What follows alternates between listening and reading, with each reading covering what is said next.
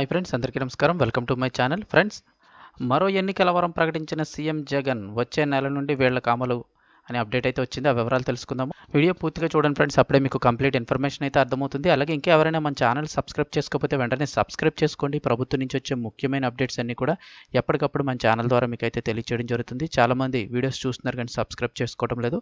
దయచేసి సబ్స్క్రైబ్ చేసుకోండి. అలాగే వీడియోని లైక్ చేసినట్లయితే మరింత మందికి సమాచారం చేరుతుంది. వివరాల్లోకి అయితే వెళ్ళిపోదాము.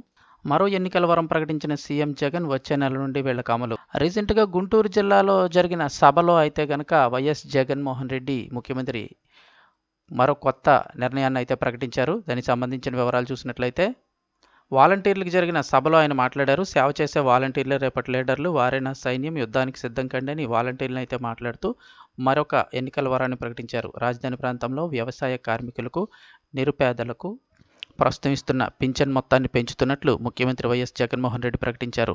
గుంటూరు జిల్లా ఫిరంగిపురం మండలం రేపూడిలోని గురువారం జరిగిన వాలంటీర్ల అభినందన సభలో ఆయన పాల్గొన్నారు. విశేష సేవలందించిన వాలంటీర్లను సన్మానించారు.